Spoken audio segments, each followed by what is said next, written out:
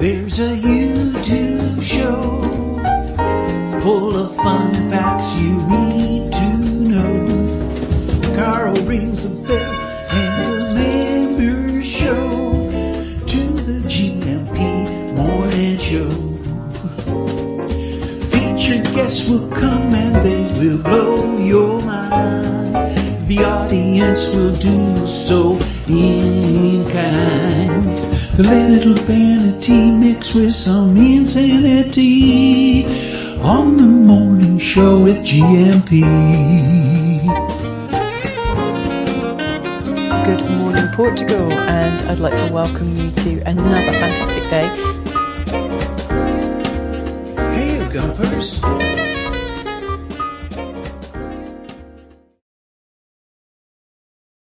Hey, isn't it a beautiful time of year? Hello. Good morning. How are you? Chlamydia is in. Hold on a minute. That is. I think that's clematis. Clematis. How do you say it? And it's a lovely time of year. If you do have chlamydia in full bloom, good news this morning. The doc will be here, and I'm sure there is a cream for that. Or is that one of those things that there is no cure for, and you don't even know you've got? Which to me sounds like not an illness. But anyway, I'm not a doctor. But the doc is, or has been, a GP in the past in the UK. And hold on, let's just comb those eyebrows. Yes, my goodness. It's spring. My eyebrows are getting out of control. And when you get to a certain age, that is what happens, isn't it? They go straggly and grey and you have to groom and manscape a little bit, don't you, on your face? Anyway, how are you today? Munson here with the Good Morning. I'll try that again. Munson here with the Good Morning Portugal show, live stream and podcast. That's better. Hope you're doing well this morning. The three horsemen of the three wise men of the gumpocalypse. You'd think, wouldn't you? The big tooth came out last night. And I think I've got used to having it wobbling about in my mouth. Now, sorry if that's a little bit triggering for you. And funnily enough, that is today's talking point on the Iberian FM phone-in from 10 this morning about how and why people get triggered. I have my theories about that. So that's the talking point. Oh, I already did it. Well done, Carl. Look at this. The funny meme that is a meme about memes. Finally, I found a meme that won't offend anyone. There's nothing on it, but still, I suspect somebody will be saying, hold my beer, I need to deal with this. So we'll be talking about that at 10. And the reason I mention it is I'm talking about the wobbly tooth I've had that I think I've got used to talking with, and now it's gone. It came out, I pulled it out yesterday myself. Oh, yes. And the tooth fairy, I think, might need to rent a truck for this bad boy that came out yesterday. So that sounds pretty medieval, doesn't it? People to pulling their own teeth out. Didn't really pull it. I just eased it out. It was a very gentle, almost like a childbirth, a natural childbirth. No drugs, no intervention. It just came out in its own time, which is a bit of an experiment, and probably having one or two of you cringing with disgust, quite possibly. That's what I'm talking about. What is it that triggers us? What is it that gets us going? We'll talk about that at 10 o'clock. I have my theories. James does too. He might stick around for that one today. I know he doesn't stay for all of them, but that might be one. As a former practicing psychotherapist and no longer such and no longer licensed, but helping people from a coaching point of view. I think I got that right. Why are people talking about chlamydia? You remember me and my in-laws, your mum and dad, and the fact that they live on, well, we're early on in our relationship. And let me just resolve the Iberian FM thing. Why and how people get triggered. James may or may not join us for that. He has his theories about why people get triggered, and they're quite in line with mine. Sometimes he stays for the Iberian FM phone-in, sometimes he doesn't. Sometimes he's a little bit triggered because I haven't shown his meme of the day. Not really. He's bigger than that. But here is his meme for today. Before we forget it, today, whenever I think of the 80s, my first thought is of a boombox. Well, that's just a stereotype. There you go. That's that. No need for offense. That's done. Will I remember the dad jokes today? I don't know. You may need to remind me on that. Okay, back to chlamydia then. You're never far away from it, you know. Ooh, chlamydia, manscaping, and wobbly teeth. Yes, that's what I'm talking about. How and why do people get triggered? I've given you a hell of a lot of material this morning. And why is everyone talking about chlamydia? It's because of our opening funny this morning. And who doesn't like to start the day with an opening funny, or a funny opening even? Even better. And that's not there are several and mostly incorrect spellings now of chlamydia on the screen. But do you remember, Mrs. M, when I first met your parents, the in-laws who are actually in town, and you can meet them today at the meetup.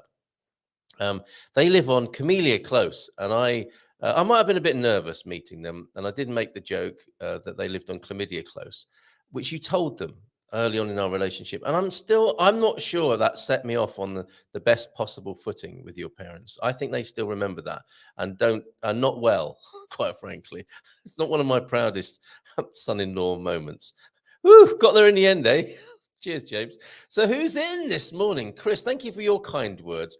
Wasn't it amazing last night? Those of you who tuned in to our Carnation Revolution special, it was incredible. The technical difficulties were immense. We had people of a certain age struggling with the technology. I don't think they'll mind me saying that, because of course they were old enough to remember being around in the Carnation Revolution. That's why they were on the show. And there was, I'm not saying that all oldies have a problem, and anyone who can remember the Carnation Revolution had struggled with technology, but there's a good chance of it. And we had the wonderful Elena Duarte, who was a teaching colleague, former teaching colleague of Filomena, Senor Carlos Lorenzo, and Filomena, of course, translating. And despite all of the technical challenges, we heard some amazing insight and information. Chris was giggling, I think, over there in the US of A, thinking, Carl, he's patient. This man is patient. This program is beset with technical difficulties, and still onward and upward he goes. And I was determined to talk to Elena and Carlos, because I suspected it would be very interesting to hear firsthand testimony. And we heard some things that were beyond my what would it be? My ideological interest, I suppose. And we'll come back to this, obviously, at 10 o'clock, what triggers people. Ideology, that's a good one, isn't it? I have my ideas about the Carnation Revolution, but what better to challenge ideas than actually to talk to people who were there and find out about first-hand experience if you've got none of your own. Of course, I don't have any first-hand experience with the Carnation Revolution. My experience of it is talking about it in retrospect and as a historical matter. Talking to Carlos, one of the amazing things that, well, they both said was that it was the water they swam in. So there's me, the foreigner, and the youngster by comparison, saying, what was it like? And it was like, it's just how we lived. It was the water they swam in. When you're a fish, everything's water, isn't it? And that was their world. It wasn't that remarkable. Elena was a student in Coimbra, and Carlos was a mechanic in Coimbra, worked with 200 other colleagues in a huge operation by the sound of it. Their life was their life, and that was it. And that they became aware of some stirrings and unrest. Elena wasn't a particularly political student. Some were.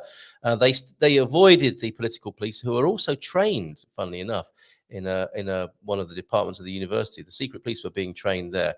And it was really funny because they used to play sort of cat and mouse with the political police, who were being trained in the same university. But come the revolution, they damaged their cars. They got their own back after being put upon by and bullied by the political police trainees. They took matters into their own hands, and they damaged and vandalized the cars of the PED shortly after the revolution. And Carlos said something very interesting about pre-revolution. He felt like society and life was one big family. And then when the dictatorship gave way to democracy, a political diversity occurred, and people became more separate by virtue of their political ideas. Isn't that fascinating? I had no idea. And of course, that makes sense. But that's not how I had it in my mind. And my projection, let's face it, all that we know about the Carnation Revolution comes from history books, doesn't it? And our own self-generated ideas and opinions about it. So it was amazing to talk to both of them. And a little bit with Filomena, although she's far too young to remember it. I think she had a few days off primary school. But a really interesting evening. Sorry if you were struggling with the technicalities alongside me, thinking, my God, get it right, Carl, sort it out. Help these people. I did my best. We got Helena on the phone. And in the end, it was well worth it, I think, because of the information we were hearing. And it was fascinating to hear Carlos and Elena talk to Filomena in Portuguese and have the translation. I was picking up on it. It was a good test of one's Portuguese comprehension as well. So great stuff. Thank you. Thanks again, Filomena. Thank you, Elena. Thank you, Carlos, Senor Carlos, for being with us last night. And he said he was just a descendant of a padre, a priest, I think, and he'd be happy. And that meant he had lots of good stories. Philomena was also joking about Elena because she's a teacher, that she has many good stories and can talk as well. So they would be glad to come back and talk on other matters. So isn't that fantastic? Let's go find out what was happening when the three wise men of the Gumpocalypse were gathered this morning together in our name. Wednesday already, says Coach Turner, at around 8 Doc and Bobby show coming up. Yes, it is. Oh, do you hear that little wheeze there? Excuse me a minute. Mrs. M complained of, are they spraying us again? Mrs. M complained of something happening in her lungs late last night. Maybe I've got it as well. Wednesday already, and the Doc and Bobby show coming up. You ask anything about Portugal Wednesday. We might have Astrid on the blower as well, 8:45. A quick update from Expats Portugal as well. What's happening this week? Dream Team, of course, tomorrow evening, and a webinar. Those webinars, I've been doing them for about 3 years now, I think. Only missed one, I believe, over that time, and she'll tell us what's coming up tomorrow if we're able to connect at 8:45 this morning. And of course, Doc joining us at 9. If you do have chlamydia, he might be able to help. It wasn't him. He will hasten to add. And Bobby joining us. So finger on the political pulse with the Doc, and taking the temperature, see what I did there, of the property and inward investment scene into Portugal with Bobby at 9:30. Looking forward to speaking to both of my pals this morning. I hope you are too. Do ask them questions on 913-590-303, or just more easily, for the time being, into the comments. The 913-590-303 number, of course, is the one to ring for the Iberian FM phone-in at 10. What triggers people? And let's talk about that later on. Bon dia alegria gumpers from T-Duck, just after 8 as well. The deep thought then from James Michener. Iberia, interesting. Is that the name of a book that he wrote? From the time that money began to be regarded with honor, the real value of things was forgotten. Ooh. Yes, James Albert Michener, who I've not heard of before until this morning, thanks T-Duck, was an American author who wrote more than 40 books, most of which were long. That would have put me off. Fictional family sagas covering the lives of many generations and incorporating detailed history. I suspect they're very educational and informative on that basis. So thank you very much. From the time that money began to be regarded with honor. And when I was listening to a podcast that was talking about that, about how people's idea of money, I think it was after the Enlightenment, was it not? And how the families like the Medici family in Italy, of course, used their money. And how money, yes, regarded with honor rather than just a mere form of exchange. Something did happen, didn't it, in the last 500 years, bringing us right up to date with the cost of living crisis, inflation, and the Bank of England. A Bank of England advisor or person, was it the head of the Bank of England, telling people in the UK they need to get used to being poor. Wow. Well, how do you get a job as being is there a good economist? How do you get that job? Do you just make it up as you go along? I don't know. Portuguese saying of the day then, do cantado com... What's happened to Kate as well? Kate used to talk. She was an economist, and she used to come and talk to us on the show, along with Paul, who I'm hoping will come back as well. Paul from Fiduciary Wealth Management coming and giving us... I'm speaking to Paul soon about being on the show.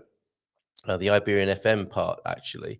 Has anyone got any messages for Paul? Would you like to see him come back? Pop it in the chat and I'll cut and paste it and send it over to him. It's always good fun talking to Paul when he got his technology right. He had a bit of a struggle with that, didn't he, from time to time? But his insight into the global money market, I always found fascinating and very candid and open. Do cantado como lobo, from Contact with the Wolf. Cats eat what hussies... Hussies? And no idea what that means. Hussy in the UK, it means a woman of ill repute, I think. You know, those women who all fur coat and no knickers. Not that I've got a problem with that, actually. But hussy, yes, all fur coat, no knickers. I don't know what's going on here either. From Contact with the Wolf. Is that talking of, I don't know, mucky blondes? I don't know. Let's move on before I get myself into any more trouble or expose things about my past that I would rather not talk about. Quem sabia? The word Portugal. Oh, this is good. Derives from the combined Roman Celtic place name Portugal. Portugal. You see how that happens? A settlement where present day's conurbation of Porto, nicely done there. Who doesn't like to conurbate first thing in the morning? And Villanova de Gaia stand. The name of Porto stems, or Porto, as I know some people prefer to hear it, and others really not, stems from the Latin word for port or harbour, portus, with the second element, cale, meaning the precise origin being less clear. Oh, with the Calais meaning and precise origin meaning, it doesn't mean that it's less clear. It's not a less clear port. We just don't know what it means. Somebody might be able to help us out this morning. There may be an etymologist moving among us. They may be a pandemicist, a climatologist, and now an etymologist. Let's find out. The mainstream explanation points to an ethnonym. T-Duck, were you laughing when you wrote this, thinking Munson's going to have a right old struggle with this? The ethnonym derived from the Calais, also known as the Galicians, Galicians, I'm guessing, early Galicians, the people who occupied the northwest of the Iberian Peninsula. There you go. Today's the names Calais and Calaici are the origin of today's Gaia and Galicia. We got there in the end. Very good. And you know what? I missed the dad jokes yesterday. I saved them because I want to see the look on the faces of my guests. And I think we got a bit serious with Brucey yesterday, didn't we? So I didn't do them yesterday. So I'll do these now. How about that? We've done James's visual dad joke. Oh, we're not getting a call just yet, are we? From I'm looking at keeping an eye on the clock to see if Astrid's call is incoming. Perhaps we're starting that next week. I'll tell you myself what's going on over at Expats Portugal, shall I? Let me do that for you, so that you can keep up to date with. So I can keep up to date with what I'm doing tomorrow evening as well, between you and me.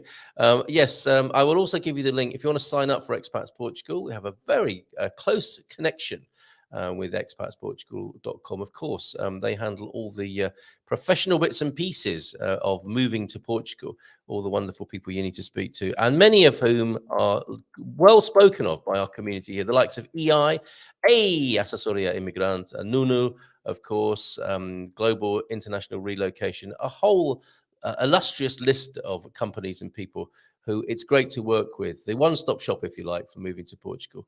That is expatsportugal.com. And I know for some of the people here, has been a great relief just to sign up with Expats Portugal and be introduced to the people who make it happen. And I'll tell you now what's happening tomorrow night. Then, if you want to sign up at any level, you can join the Expats Portugal community free. And you can buy a couple of different memberships, I think, which gives you, and that's why we need Astrid here. Astrid will join us, I'm sure, next week and tell us about the various levels and what you get for those various levels. And you get one of the benefits, of course, is priority access to the webinars and tomorrow's webinar. And I'm going to put this on the screen for you because it is our dear mate, and a lot of us know and love this man. Who I'm talking to tomorrow evening over on the Expats Portugal webinar. It'll be Nunu from Winsurance talking about healthcare systems and overcoming hurdles and not getting a hernia whilst attempting that move. Deep dive on healthcare systems and overcoming hurdles.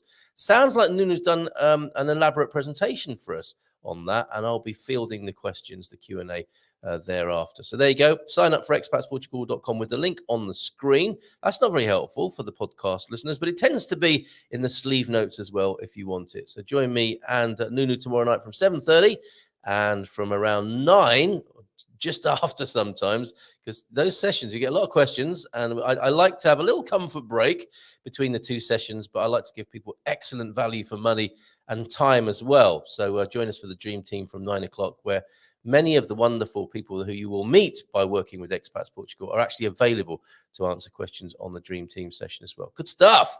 Okay, where did we get to? Dad jokes. That's where we got to when I kept an eye on the time and then got terribly distracted. And I think we've explained why people are talking about chlamydia. Chris is in. Mrs. M. Other Chris, Capricorn 12 is in. Baddy's in. I was so disappointed to hear about your setback yesterday, Baddy. Thanks for coming back. I don't know what we can do to help apart from cross everything, all our fingers and limbs, as a gesture of good luck for you.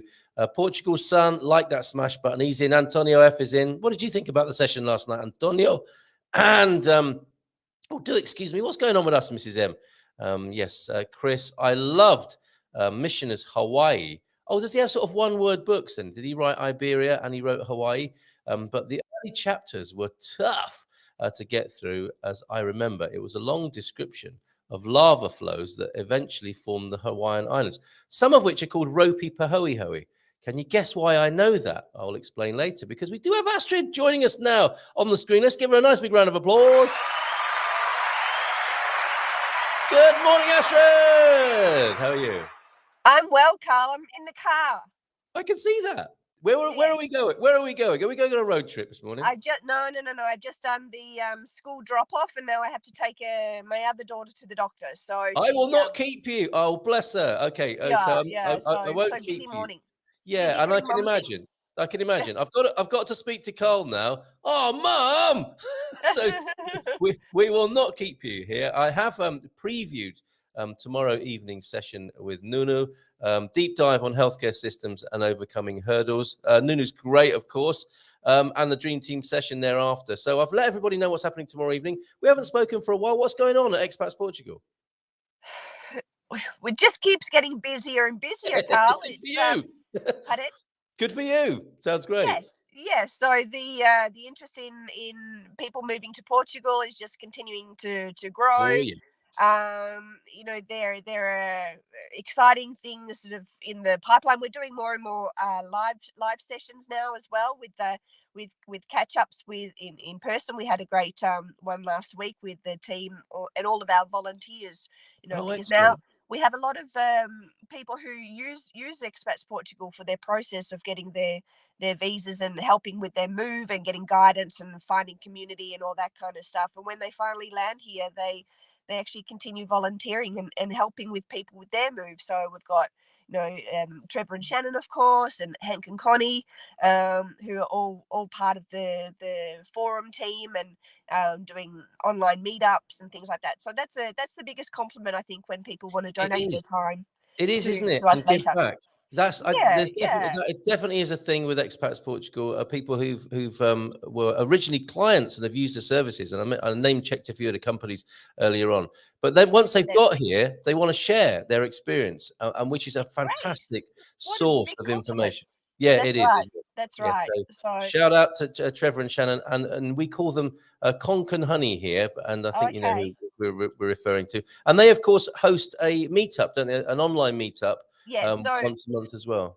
So on the first Saturday of every month at 9 p.m. Lisbon time, they have a social gathering, which is just a bit of fun, some games and some breakout rooms and networking and stuff like that. So yes, open to anyone to join if they want to come along.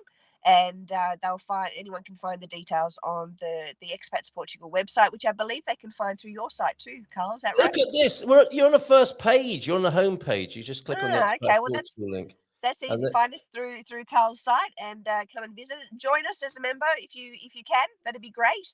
And join the community. We have a lot of fun here. Before you go, just a couple of things. You're the expert to tell us about the different levels of membership. Of course, people can join free and get access to that lovely experience that the people who've already moved are sharing on the forum. What are the other couple of levels? So we have we call it the Plus membership, which is €67 per year, and that grants full access to the forum and all of our member-only webinars and meetups. Then if you join at the higher level, which is a premium member, that's only €137 per year. And for that, you get a one-on-one consultation with an expert from our team to discuss your needs and whereabouts you are with your journey. And so we can help you, point you in the right direction. You also get a lot of discounts and benefits from our partners, including a 10% discount from our immigration company that we prefer. And access to all of the webinars. We have a new functionality very, very soon on the website where we can join interest groups and chat to people, like-minded people. So it could be about very good golf in Portugal or based on locations of where you're wanting to live, and food here, wine, all these different groups. They're going to be a lot of fun. So brilliant. Oh, she's disappeared there. The connection's... I was going to ask her what the weather was like in Cascais, but maybe she's gone. Maybe she needs to get off this morning. Okay, brilliant. Oh no, she's back. Sorry, I don't know what happened there. Just one more thing, Astrid. Thank you for that. What is the weather like in Cascais this morning? It's nice. We've got a top of 27 today, so the girls are off to school and off to the beach afterwards. So very what a life. Fantastic stuff. Thank you so much. We'll see you every Wednesday at this time, during or shortly after the school run. All the best with your daughters there, and we'll see you soon again. Thanks very much, Astrid. Ciao, ciao. Bye for now. There she goes. There she goes. How about that? What a life, eh? A beach after school. That's what you can enjoy when you come into Portugal. Certainly the kids can. Probably the parents are working or sat in the bar having a drink with their newfound buddies here in Portugal while the kids are playing on the beach. Fantastic stuff. Be very careful on the beach here in Portugal. I know it's been a bad time for accidents at the beach just recently, not to put too fine a point on it. So be very careful in that Atlantic. That would be my caveat there. Talking of looking out over the sea and being sat in a bar, I think Darren was yesterday. Good morning, says Darren. Yesterday, I enjoyed the Porto sunset, and it's absolutely brilliant. He's feeling at home, isn't he? I felt emotional. I sent you a video too. We will play that, if not today, then during the week here. Cascais. Great to hear from you, Darren. Cascais, yes. I think we know what. Yes, onomatopoeia there. That's what that is, isn't it? Funny how that expensive region is called Cascais there. Brilliant. Great stuff. Let's scroll back. And before we're joined by the doc this morning, although I'm sure he'll be very happy to entertain a few deep thoughts and dad jokes. I was going to give you one of those this morning, wasn't I? So that, in fact, I'll do all of the dad jokes now. So they are not forgotten. And I can do more later on with Bobby and the doc. Later from yesterday. So how many boxes of these Thin Mints do I need to eat before I start seeing results? I'm afraid it doesn't work like that. It's so nice out today. Maybe I'll go for a run. Something you'll never hear me say. Or the British Variety Hall version of that. It was nice out today, so I left it out. You know how when you buy a bag of salad and later it becomes all brown and soggy. Oh, you too. Cookies don't do that. No, they're brown and soggy sometimes from the get-go. And that's just how you like them. That's fantastic. Have a great day, folks. I can only watch the first part today, says T-Duck. Oh, I'm glad you were here to enjoy your wonderful contributions and have a great a time in the city today. The city calls, and you cannot deny the call of Lisboa. That's a good name for a biography, isn't it? The Call of Lisboa. From one of our expat community here who's settled in Lisboa.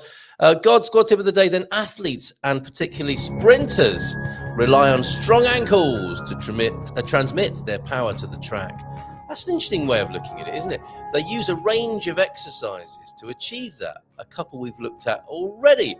Today's exercise can be a little taxing, but by persevering, you can keep and gain real benefits. Standing upright on the balls of your feet, bounce forward, keeping your legs straight. Okay, so locking your knees. I've seen athletes training doing this. That means your ankles and calves are doing the work. Okay, I'm getting this. Do about 10 bounces and build up to 3 reps. If you're feeling adventurous, you can try bouncing backwards as well, or even going to the shops in this condition. Very good. Thank you very much for that, Coach Turner. Superb stuff. God Squad tip of the day. And of course, we are serializing, we're re-releasing the God Squad tips of the day video on the GMP VIP platform as well. Check it out at gmpvip.com. And welcome to the new members, the new recent members over there. It's really great, actually. I wanted to share this with you. A thank you to those of you who are GMP VIPs. Look at that, 64 members now. And we're keeping a lid on the numbers. It's going to be between 100 and 150 people. So we keep that village atmosphere. 62 of those 64 members and 97 were active. 97% were active. So stuff is happening over there. There are benefits going on that I don't even know about, where people are talking to other people, GMP VIPs. So thanks everybody who is a part of that, and welcome to the new people who have arrived in the last few days as well. Let's give them a nice big round of applause, shall we? It is the doc, not in a car this morning. Good morning to you, sir. How are you? Morning, Carl. I'm good, thank you. How are you? I'm very well. I was up late yesterday because I'm sure we'll be talking, as you put your finger on the political pulse today. We were talking about the Carnation Revolution with people who were there, Doc. It was very interesting to hear first-hand testimony, because the likes of you and I really have it as a historical and ideological idea, don't we? Because you weren't there, were you? No, I wasn't. I have a friend who was here. Have they well, told you? yeah. I mean, he's been almost a professional revolutionary since the 60s, when he was 18. he's just been expelled from the Labour Party, just as an aside. For Anyone who's for anyone is being expelled from the. indeed. How long? When were you expelled, or when are you likely to be? Oh, well, I haven't been. I've been under investigation for so-called anti-Semitism for daring to Oh my support the Palestinian underdogs. But Oh my word! the I've been under investigation for 5 years now. So we'll just see. They don't say anything yet. They're embarrassed Keep about up the good their work. Keep up the good their work. report. Anyway, so my friend was sent by one of the international revolutionary tendencies of the time to Portugal in the weeks following the initial the 25th of April. Oh, I see. This is a Brit, is it? Who came Yeah, over yeah, to enjoy yeah. and savor that post-revolution atmosphere. Well, he was here to organise and to try and recruit people to the international group that he belonged to, and to try and help give some direction to what was initially, obviously, a a movement that came out of the armed forces, the non-commissioned officers and the lower ranks of the officers. Yes. And there was concern among certain circles on the international left that this would just end up being another potentially military coup without there being a left-wing sense to it. But there was, it did develop into a socialist revolution, which unfortunately has been reversed considerably, both in the almost immediate aftermath of 1974, and then more so recently. But there we are. Yeah. Yes, that is the sort of bittersweetness, isn't it? I'm looking at the Portugal Resident headline. Parliament celebrates 49 years since April 25th revolution amid rising tide of protests. It hasn't been the easiest of backdrops against which to celebrate this remarkable achievement for Portugal, has it? Oh, have you dropped off there, Doc? That's a fantastic freeze we've got on our screen there. Sorry. So no, it's fine. I missed all of your contribution. All my best material happens like that, Doc. You froze up. I thought you'd actually fallen asleep during what I was saying there. So exciting was it? But I'm sure it was, but I got absolutely nothing. Sorry. Thank you for giving me the benefit of the doubt there. No, I was just saying that, and I've been saying this, without wanting to take anything away from the remarkable achievement of the revolution and overthrowing a dictatorship.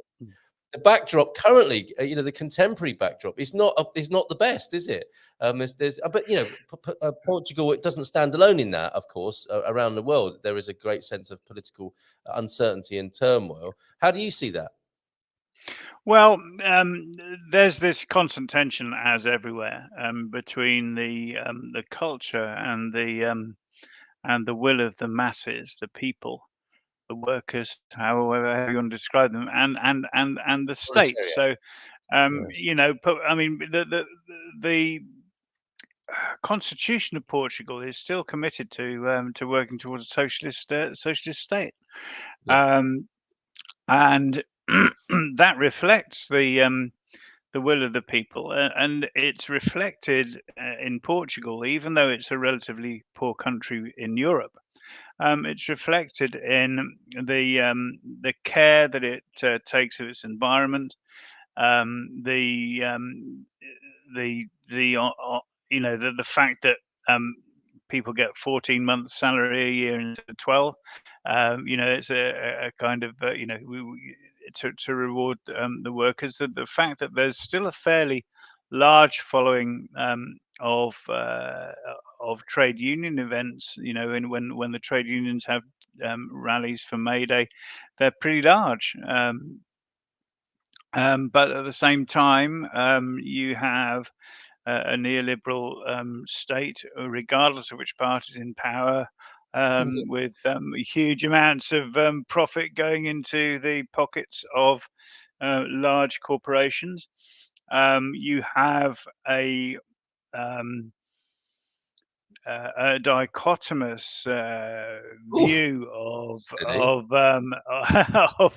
of racial relationships. So you have the president finally yesterday or the day before saying it's time Portugal recognised, apologised, and did something about its role in slavery. Yes. Something which has not been really talked about in Portugal. And you have, only I think it's 3% of new startups being black owned in Portugal. You have a big a fair amount of racism reported by non-white immigrants, even from the Lusophone countries. So, there are these tensions between the sort of progressive, and I see, Portugal is a progressive country. Don't get me wrong. I think it's one of the most progressive in Europe in terms of social movements and the solidarity that the people show for each other. But there are a lot of things that need to be repaired as well.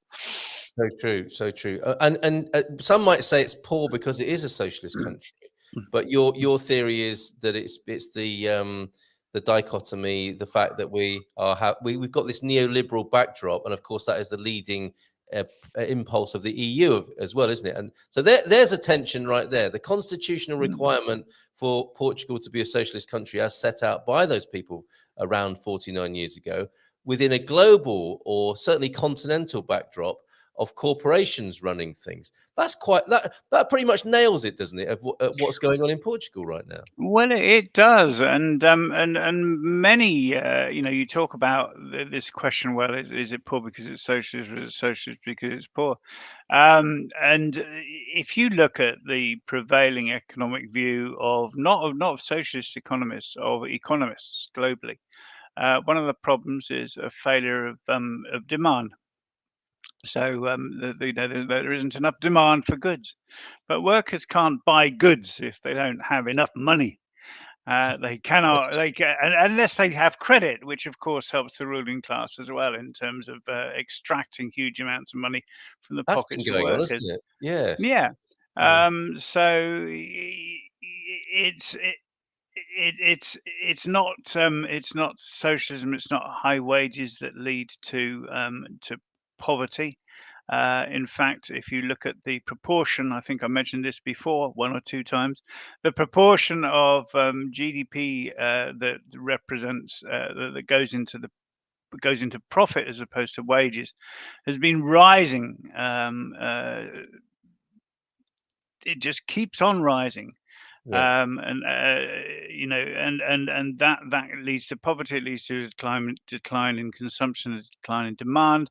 That means that growth stops, and you now have even people like Warren Buffett and other Even.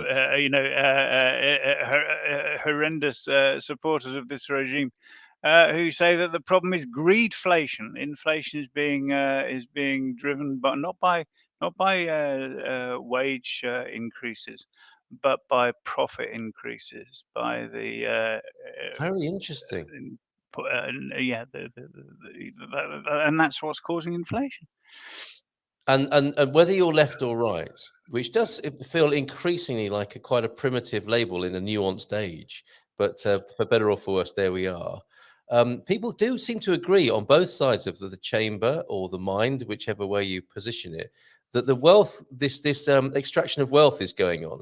So it's not so much, it's like the left and the right are locked in this eternal struggle to maybe listen to each other, talk to each other, shout at each other. And occasionally they're stopping these days, aren't they, and going, hold on a minute, it's them over there that are pulling all the wealth out of here, the super rich, the elite. And there's this third transcendent dynamic that more, whether you're left or right, are becoming aware of, I think. I think it's quite exciting from that point of view. Not that it's a good thing that it's happening, but at least people are becoming aware of that dynamic. I think the dynamic is always left and right, Carl. I disagree with you. The issue is, or the beauty is, that that the left have always been aware that that's where the profit's going. the wealth's going.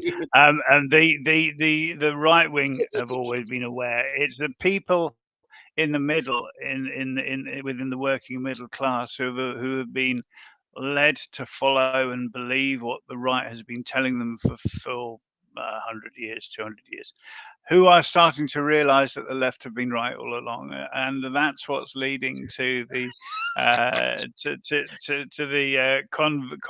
confluence of opinion across the political spectrum. It of course doesn't mean that right-wing people are going to say, "Oh yeah, you were right, I was wrong," but you get Of course people, they you get will. the sort of supporters, you get the supporters of Donald Trump, who was who came to power on a wave of anti-system sentiment. Confident. Yeah. It was him against the establishment represented by Hillary Clinton, and of course that's why he managed to win, because Clinton represented the establishment. Now I've been watching something recently. I don't know if you ever watched The House Last of Kingdom. Cards? Oh no, sorry. No, Last Kingdom. Right. The I Last haven't seen that, Kingdom, no. which is the story of the decline and fall of the Kingdom of Wessex in the Dark Ages. So Oh King wow. Alfred and Athelstan and all the rest of them. And Yes, it's that sounds great. interesting because you see everyone looks at Alfred as this great savior of England and the source of initial English laws, and that's true. But was it a good thing? Because we're talking about chlamydia. I'm not talking about chlamydia. So we'll come back to that. So what he started was actually the codification of the suppression of normal people. Oh, okay. The extraction of wealth, the securing of wealth for noble houses, who simply happen to be those who manage to get enough people around them for them to be able to send a couple off to serve the king from time to time. Well, that's bad timing, Doc, isn't it? With the coronation of King Charles to be exposing the game plan like that. Yeah, well, there you are. Sometimes I think it would have been better if the Vikings had managed to subdue the That Saxons. sounds We like one might of be. those. That's like one of those old bloke thoughts down the pub, isn't it? Do you know what? He has a sip on his pint and he looks at everyone else in the bar and he says, "Do you know what? I think it'd be better if the Vikings had won."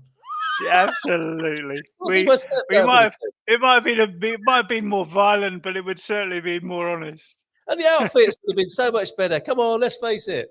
Right. Yeah, a couple of horns on the helmet. As he drinks from a horn at the bar. That reminds me, 10 o'clock.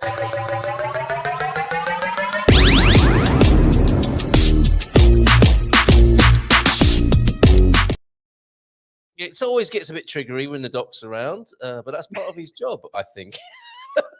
And we'll be talking more about what gets people triggered at 10 o'clock for the Iberian FM phone in. Not what is triggering you. I mean, we don't mind talking about what's grinding your gears, getting your panties in a bunch, but what is the physiology and the psychology of being triggered? Where does it come from? I'm fascinated by that because I actually think it's more important than the subject sometimes.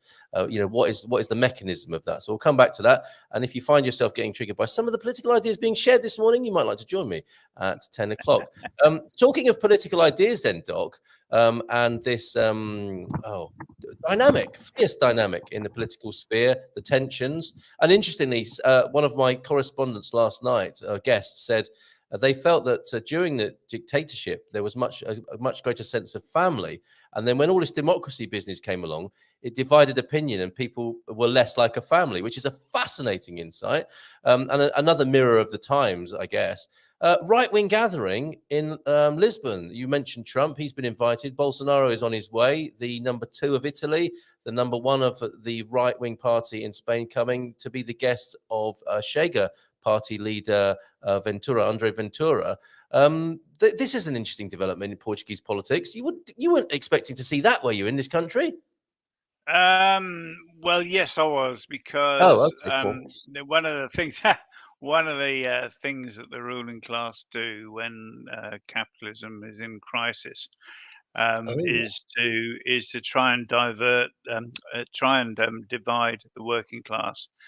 So they fight each other rather than fighting the system, and they've always used right-wing movements in order to do that, in order to stir up social unrest against, for example, black people, gay people, um, uh, um, Jewish people, Freemasons, whoever you can point the finger at. And that's how Hitler rose to power. I've not That's heard how Freemason. Mussolini I've not rose heard to power. Freemasons on that list before. Yeah, yeah, yeah, yeah, yeah. They were. Hitler put Freemasons in the concentration camp, Oh wow. as well as others, and this was because, of course, any pole of independent thought was a threat to his ability to be able to control every echelon of society. Wow. But yeah, so Primo de Rivera,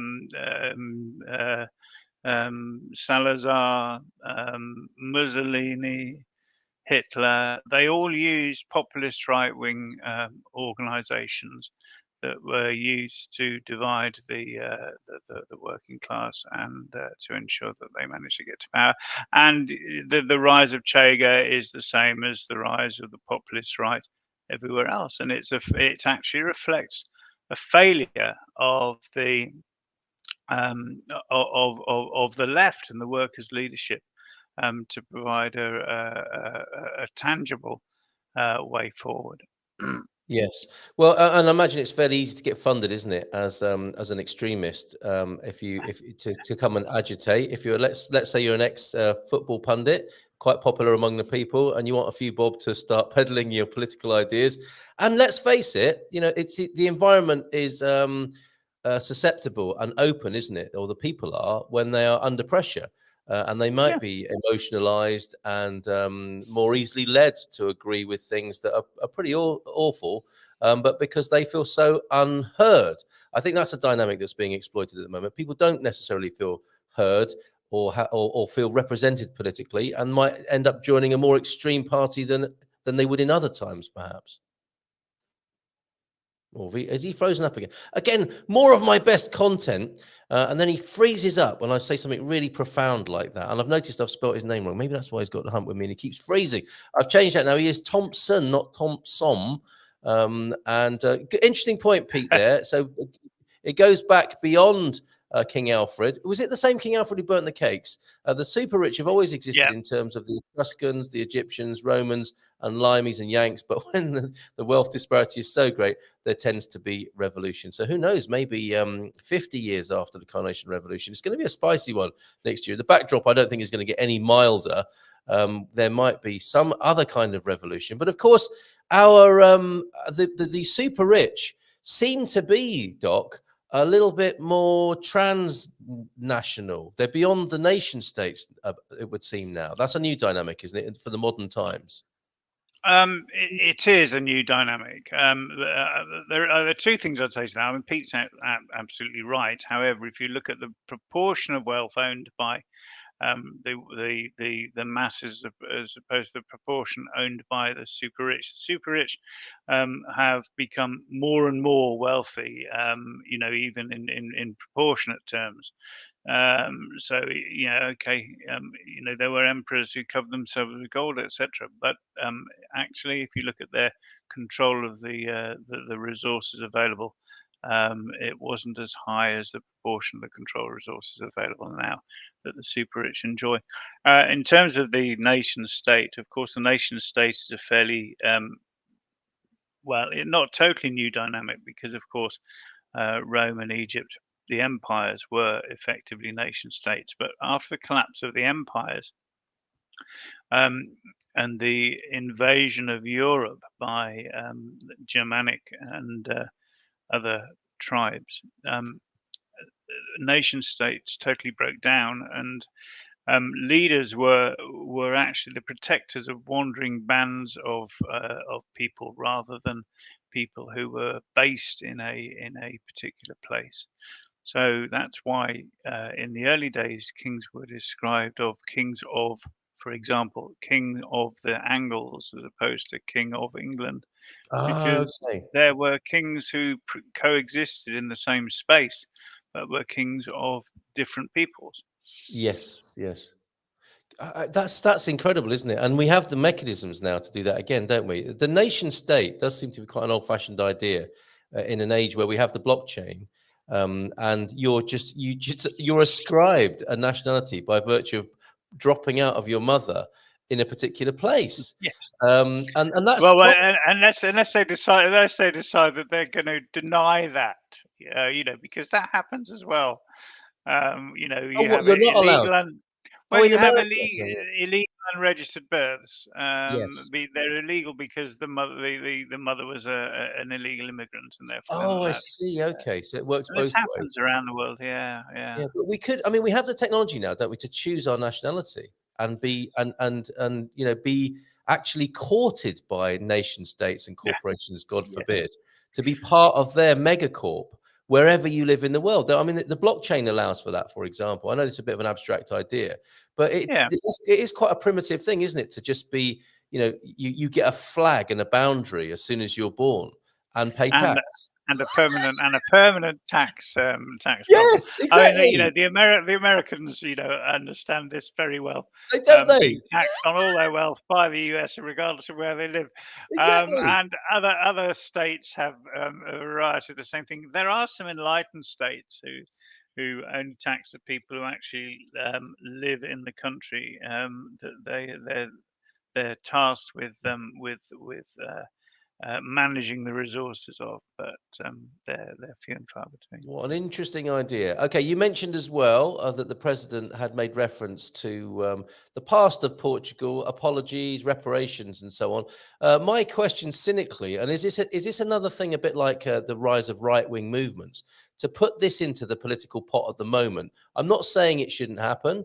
I'm just questioning the timing of this. This is one of those issues, isn't it, that stirs people up, that's bound to elicit a strong opinion. Why is the president choosing to do this now? Is it because President Lula is in the country as well? Why Yeah, do you think he's doing this?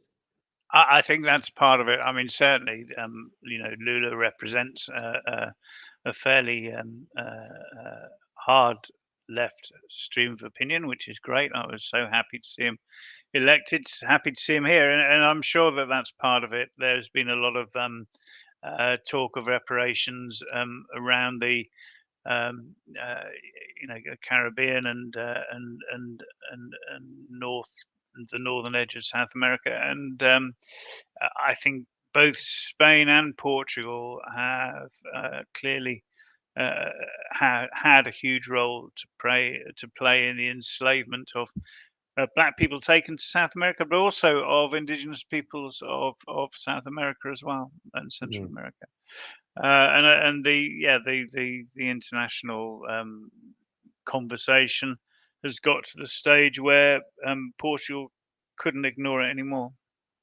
Yes, yeah, because it's interesting with Portugal, isn't it? Among the colonial powers that are first suspects to be talked about, Portugal doesn't always figure, does it? And Brazil and Portugal seem to have a slightly different relationship as well to the African colonies and Timor as well, interestingly, which might say something about the quality of the relationship from the past as well, or the amount of exploitation, you could also say. Yeah, I mean, what happened to black people in slavery was horrendous. It was a Holocaust as such. It represented a massive uh, uh, a massive horrendous toll on the cultures and communities of Africa, Yeah. and the people who were transported. And I think that particular part of that history is so much worse than even those who were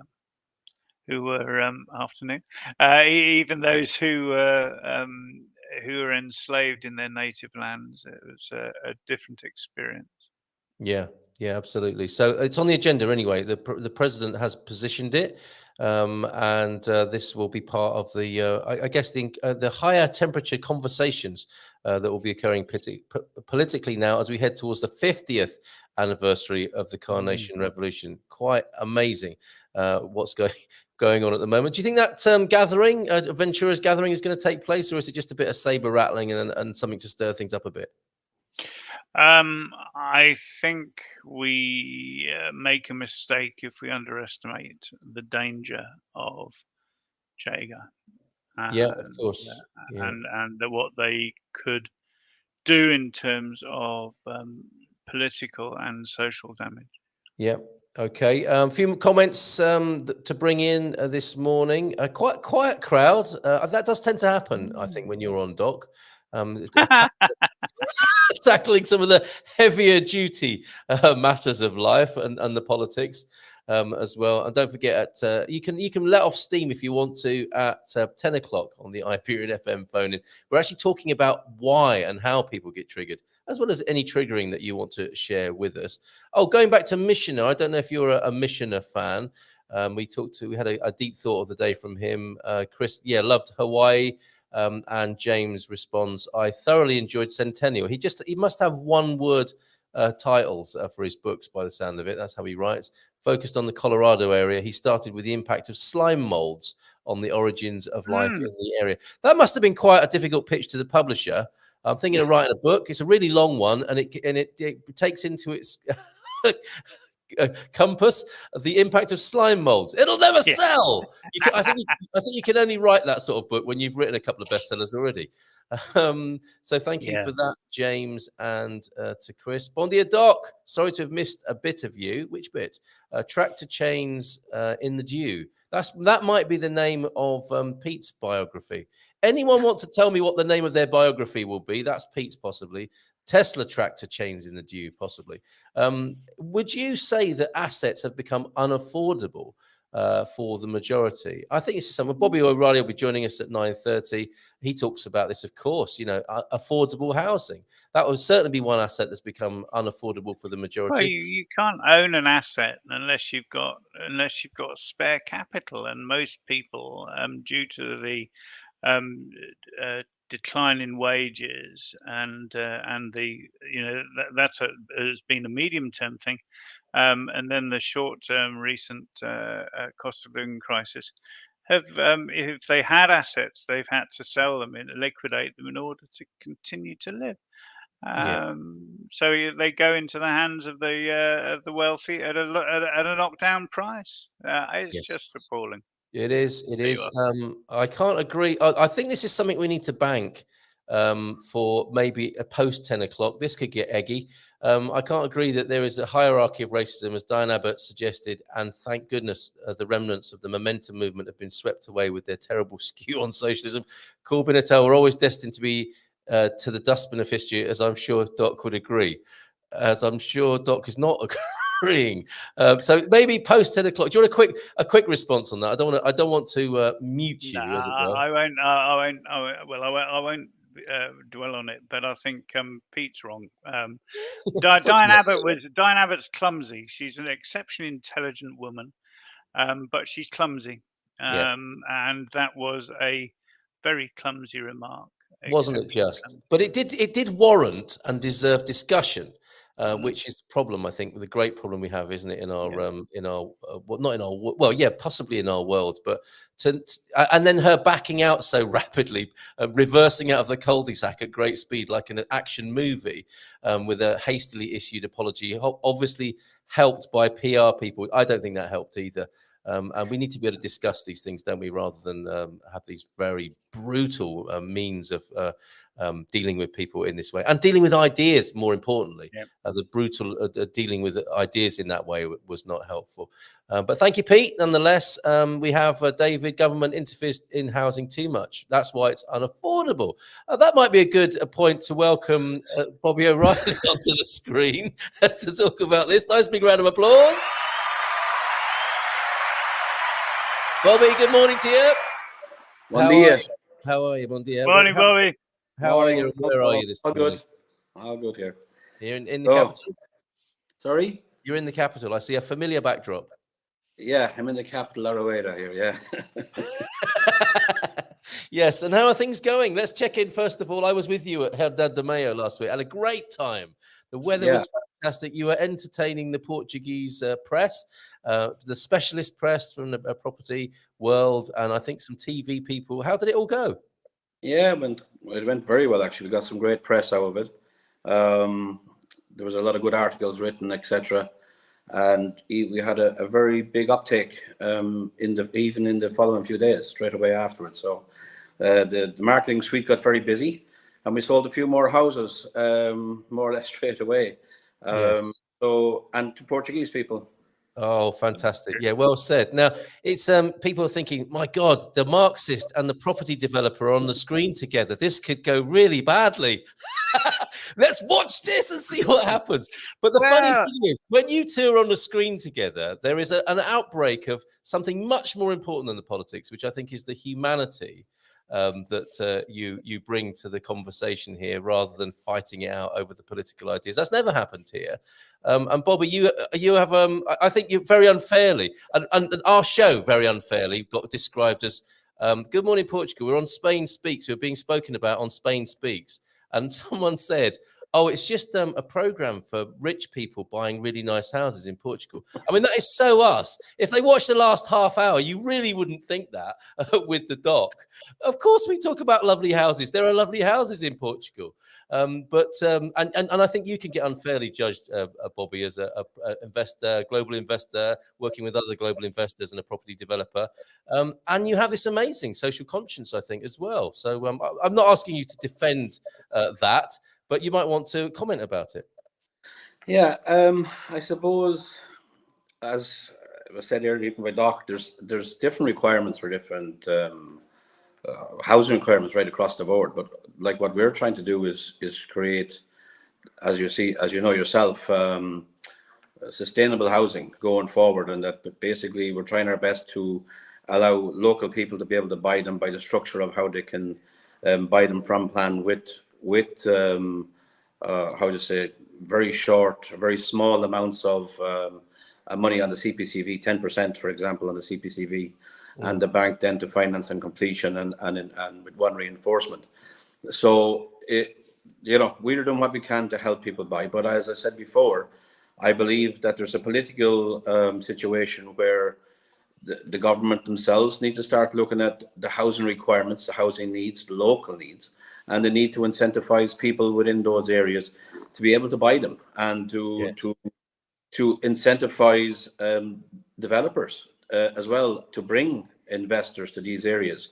The way I look at it is there's a lot of money outside of the country that is going into other countries, and it needs to be incentivized. They're going to make money somewhere. The investors will make money somewhere.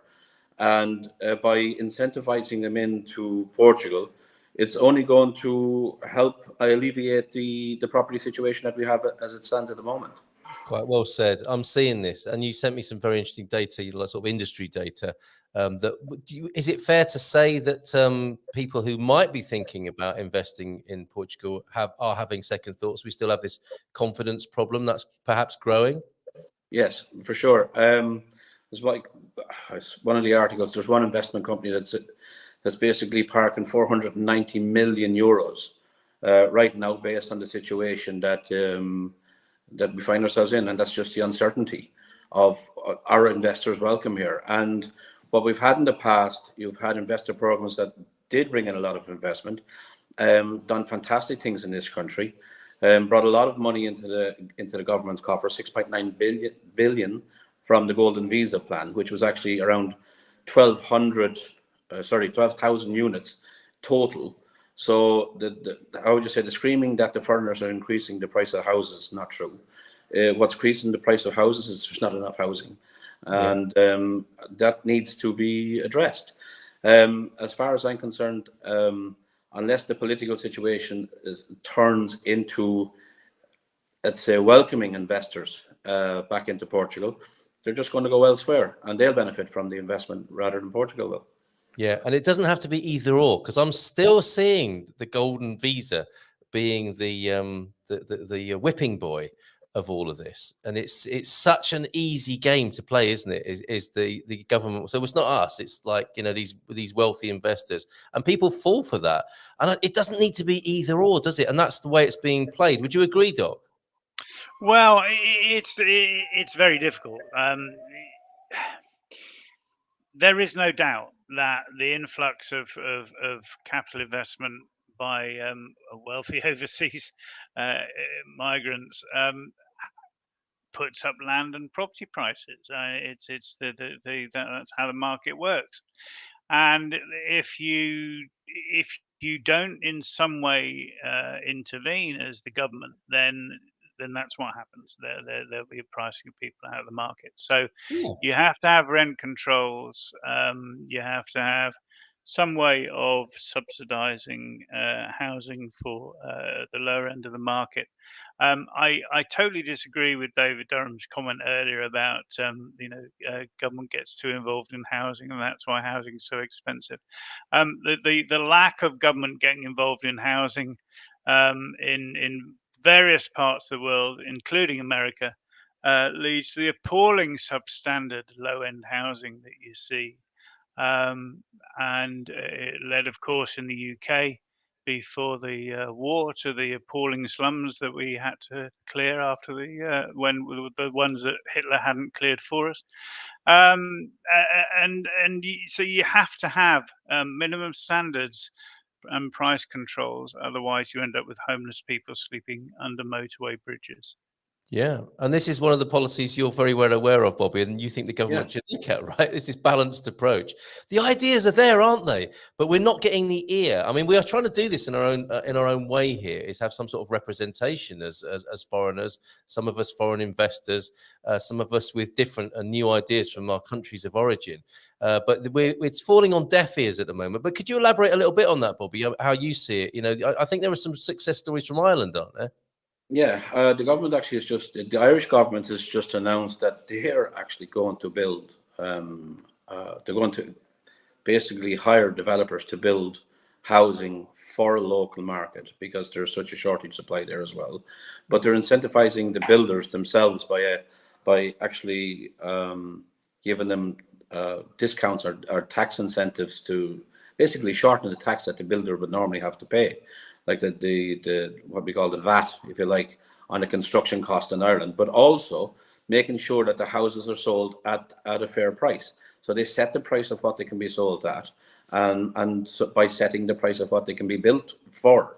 So basically, they're then going to have a program on where people can buy these houses direct with the government and with government assistance as well, where the government will actually borrow the money to the people who are buying the houses as well. So it has been an issue in Ireland for a long, long time, and they've been looking at different ways and trying different things. But now it's become such a problem that the government had to step in, but with a realization that no one's going to build houses and lose money. And but if you want to make affordable houses, you have to make it affordable to build them, and to also increase the space that is missing in land approvals and property approvals and so on. So you minimize risk on the actual investment itself from the time you purchase it to the time you build it. So there's very, very simple things that can be done. And as I said before, if you look around and what's happening in other countries to alleviate this issue, because this issue is only going to get bigger and bigger and bigger and bigger. And if you don't address it now, you're going to have a much bigger problem later on. So from my point of view, developers are looking to develop and investors are looking to invest. What they want is a stable political situation that will allow them help alleviate the issues that are there at the moment. As I said before, we have tax incentives that worked in the past to get people to build in areas where otherwise they wouldn't build. Because they don't pay any, say, income tax for maybe 10 years. And people go, oh my God, you're getting away paying income tax for 10 years. But what you're actually getting is housing in an area that you wouldn't otherwise have it. And the biggest issue we have right now, and we were talking about it there, Dr. Stephen, it's supply and demand. There is no supply. Everything that's in the market is pre-1980s. It's cold, its insulation is absolutely ridiculous. And with the climate that we have, which is fantastic, but you also, as you say, you live on the Atlantic coast, you get a lot of humidity and so on and so forth. So what's been built in the past is not sufficient for what's going forward. And what they should be looking to do is to create a program that sustainable housing is built at a price that's affordable. And the government themselves own lots of land. The banks themselves own lots of land that is going nowhere, that's stuck there for a long, long, long time. And there needs to be policies that will actually help to alleviate that. And to be honest with you, if they want to do it, they can do it. So it's a matter of having that political will. And the biggest issue we have here right now is that you have about 1 million people in Portugal who are working in civil service, and they're the ones who are going to keep voting in who they want to basically keep their jobs and so on and so forth within the civil service. But the thing is that for this country to grow and to actually attack the issue around the salaries and so on, I just think that the system is broken and it can never be fixed. And Doc was talking how great the 14 months is and so on and so forth, but it's a huge disincentivize for employers. Looking at how people have to be employed here and the rules that you have to follow in Portugal for employing people, you're not incentivized by an employer to do so, because you're a little bit trapped in the sense that once they're in, and there's no sort of control over the quality of the work or the productivity of the work, and it's become a sort of how would you say, the norm here. And how people tend to employ people now is through green receipt.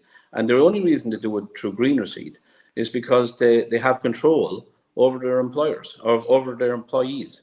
Yes. And it's not very efficient for them. It doesn't give them any stability whatsoever. But the fact that the system is as it is creates this green receipt situation. So I think there's a lot to be addressed still.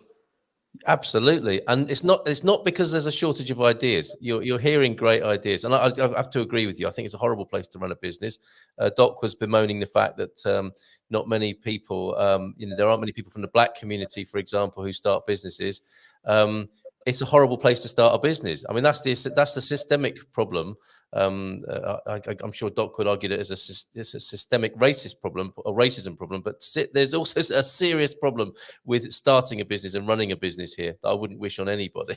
But as I say, we are not short of ideas here.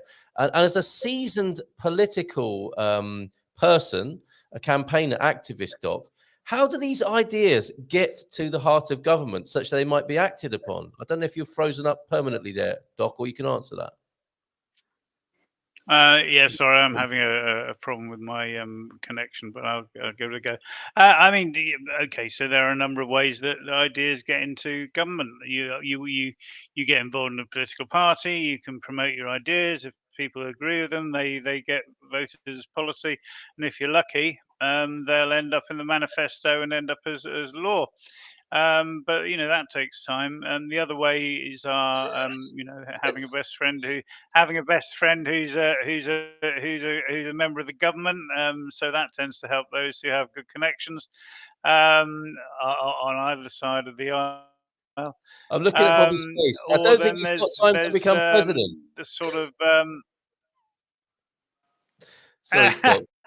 But then there's also there's also the kind of town hall meetings that they call them in the States. Government meet the people and actually listen, which doesn't happen often, but might happen occasionally, and that's another way you can get ideas into government. Well, like I was saying there, I don't think, Bobby, by the look on your face, Bobby, you haven't got time to become an MP and a president. You do have a supporter here, though, if you do choose to do that. Monica Gomes is here saying Bobby is the best. So you have public support. Monica, one of my oldest friends in Spain, and she dared me this morning to say, "I love you, Monica," on Good Morning Portugal. So there you go. Do you want to do it again? Let's give you the whole screen so you can do that. I love you, Monica. How about that, Monica? You're very welcome. Yeah, that's that. Do you want to say you love anybody, Doc? We actually can't. We can't see it at the moment. Anyway, It's terrible. all right. We do. I mean, this business of mortgages, the difficulties of affordable homes. We've been sold a pup, haven't we? Really, this idea the baby boomers gave us that just work hard and you'll be able to afford a house. It's not happening anymore. We do need a serious radical reform of how that might be possible. I was refused a mortgage in the 90s for a 2-bedroom semi. The house was 85 grand and I was earning 30k annually. Doesn't make sense, does it, that somebody earning that much, who's probably paying rent anyway successfully every month, can't afford their own home? There is another problem with age, of course, not to be indelicate or rude to you, Amelie. I'd buy in Portugal, but if one is at retirement age, getting a mortgage for just 8 to 10 years makes the monthly mortgage too expensive. People are living longer. They should have longer mortgage terms, I think. So, yeah, I can see the frustration on your face there, Bobby. Not time to become an MP or president to change the system. We'd like a little bit of representation, wouldn't we, as expats, as foreigners, immigrants to the government, to local government at least. How's that going at the moment? I think Alan Greenspan said it better. Basically, that can't continue, won't. Right. So it'll get to a breaking point, to be honest with you. And people already are very, very fed up with the fact of the position that they're in, and this sort of helplessness of never being able to buy a home or never being able to get on the property ladder, etc. And it has to be addressed. I don't think it can be ignored much longer. Of course, not everyone will be able to or buy a home for whatever reason, whether it be age, as like Emily is saying, with regards to having enough years to pay off a 40-year mortgage, etc. But yes. I think that they have to make affordable housing that's also affordable renting as well. And what the Irish government are doing now, they're actually setting the rent values.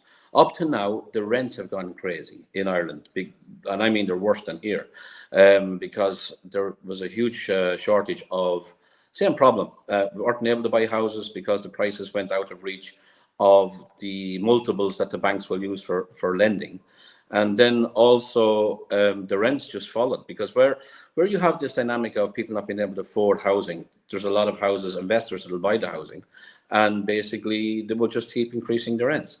So what you have to have is an alternative balance, that you have affordable renting, and basically the government has to become a developer and will have to step in and have to develop houses and make an actual ongoing program, and not slums and not just big tall buildings and so on and so forth, but proper environmental friendly housing in good areas, fit for purpose and fit for the next generations to come. And they just have to do it. And I think who's ultimately responsible? It's the people. It's the people themselves need to vote and need to make this on the agenda, that this is as big as climate change, as in, because you get a couple of years on this planet basically, and you have to sort of do what you can with it and the best you can with it. And how would you say, you deserve to have your own home, whether it's rented or whether it's bought. And I think most people now need to sort of start talking to their own local political, whoever they might be, MPs or whatever the equivalent is here, and basically make sure that this housing issue becomes the priority. How about that, Doc? We all need to become activists.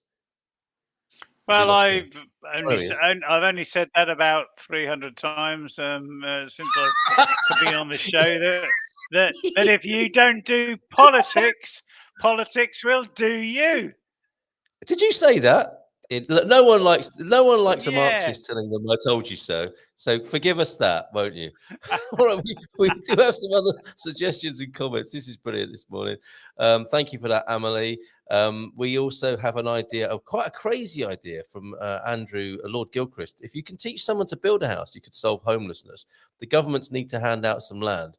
I like the last bit of that. I mean, you were saying, Bobby, weren't you? The banks and the government have locked up quite a lot of land that could become available.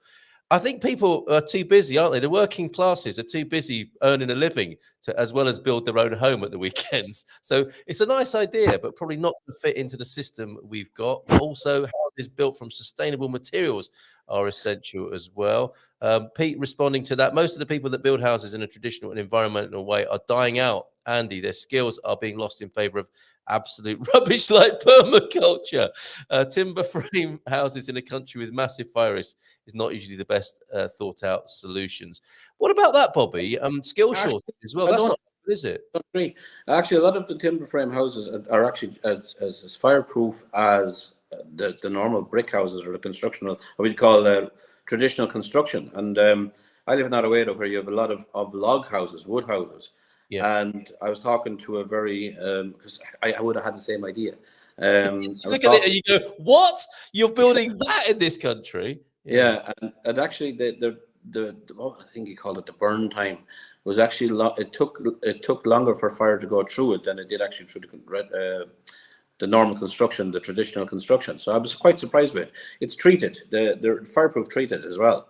So of course it can go on fire like any other house, but it's not just that it's more sustainable, so susceptible to fire because it's wood frame house. Yeah, and actually wood frame houses are nearly going out as well. The new light steel framing is sort of replacing it. There is still some wood framing, but the light steel framing, it's nearly like it's being printed off of machines at this stage. Yes, they can print out a house in 3 days. Amazing. Printing a house. Yeah, well, basically steel cutting. It's basically rolled flat steel, and it gets bent, cut, riveted, or the holes for the rivets, etc. And then under they arrive on site with a base already in place and the plumbing and the electrical in place. And then it's a matter of just basically pulling the wires through the holes, putting the pipes through the holes, and then basically they frame it off with these woods, and then seal it up in plaster and insulation, etc. And the time frame for building a house like this is probably around 3 months from start to finish. And there's no reason why not, is there? I mean, the building industry, I think, is a very conservative and habitual industry, isn't it? It doesn't do itself any favors. And these progressive building techniques, certainly we could look at if we can get the ear of the right people to get all these ducks in a row. That's really good to know about. There is, of course, the skill shortage, though. I think Pete's right about that, isn't he? That the great builders of Portugal, you know, the old timers who have these great skills are either retiring. Young folks, they say, don't want to do it, or if they are good, they go elsewhere where they can earn more money. It's the brain drain. It's I was talking to my daughter the other day, and she was saying like lots of Irish people are heading off to Australia, etc. And I was asking her why. And she says, you can't afford to live in Ireland as it stands at the moment because of the cost of living. And basically the jobs and the opportunities and, how would you say, the quality of life elsewhere was more attractive. And I think it was the same in Portugal, that you had a huge brain drain out of here after 2008.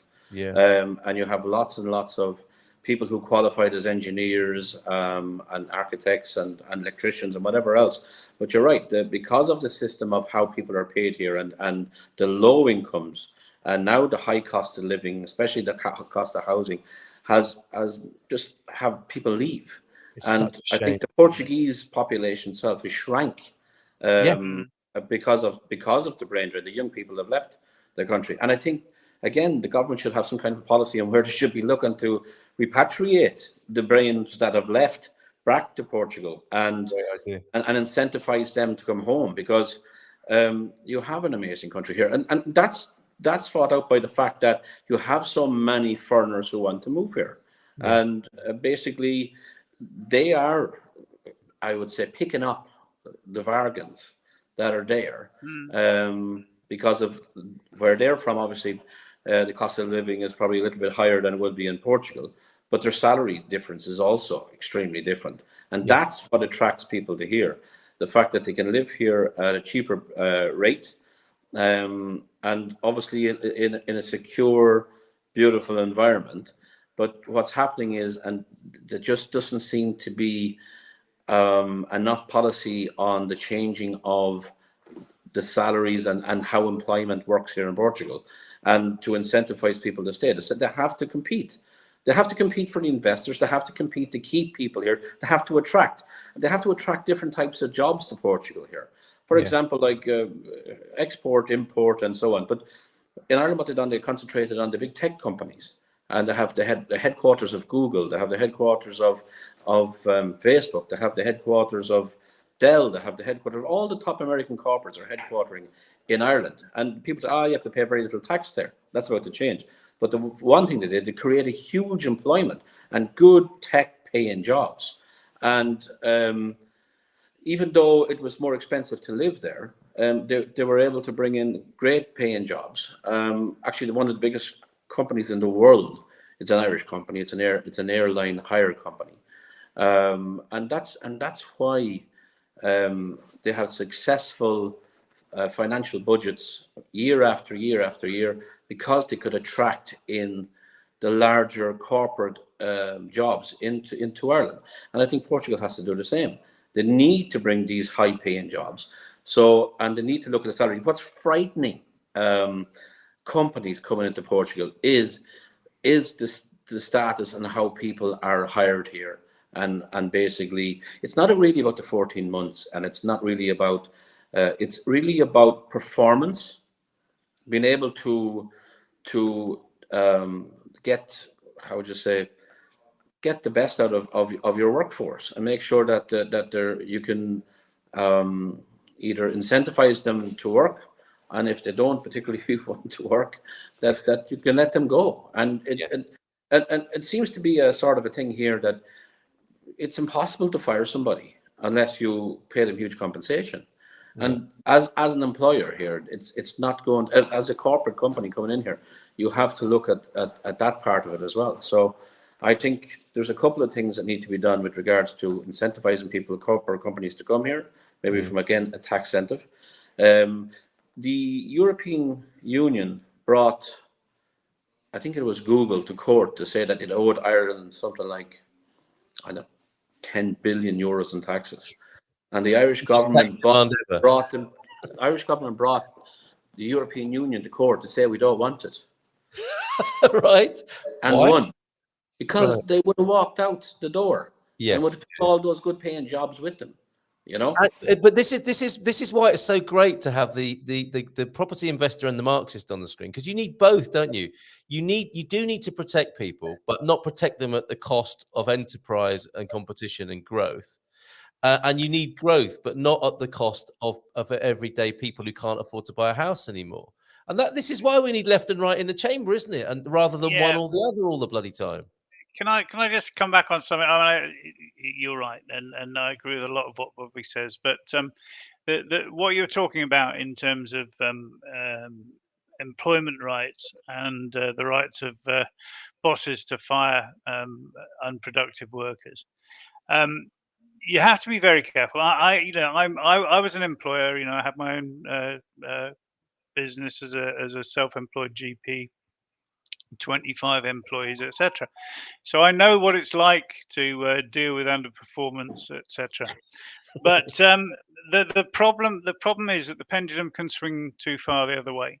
Sure. And one of the reasons that life is so good in Portugal is that not everyone's trying to live at the frenetic transatlantic pace of, and not every employee is expected to produce 10 hours worth of work within 8 hours with a half-hour lunch break, and that's the difference in culture, Bobby. So I'm not saying that you shouldn't manage performance, and I'm not saying that people should be able to sit behind a desk and watch YouTube all day and get paid and not be fired. But I am saying that that secure employment and reasonable workers' rights are a necessity. Otherwise, you're just going to get, it's just goes too far. No, I agree with you, Doc, on those. I agree that there has, and you have this across, but I think it's actually, it has to be balanced, and it's not balanced. It's that simple. It's not balanced in the sense that, yourself, every time you get a CV, it looks fantastic. And then you find out after a couple of weeks, well, the CV was probably a little bit embellished. So the thing is, you have to have the strength. You have to have basically the ability to run your own company as required. And it's not that you're trying to get people to get 10 hours out of 8 hours. You'd like to get 4 hours out of 6 hours if you can, and even after the pandemic, or during the pandemic, when people were working from home, it's now become this big thing where everybody wants to work from home, because it suits them more so than say that they're productive and so on. But I would say that one of the biggest issues we have in Portugal is productivity, and productivity, and that's also something that scares other companies in coming out because of the laws that are sitting there at the moment. And because when we go to hire contractors and so on and so forth, and you see people on the sites building and so on, and you know yourself, you'll see people having their breakfast with a bottle of beer at 9 o'clock in the morning.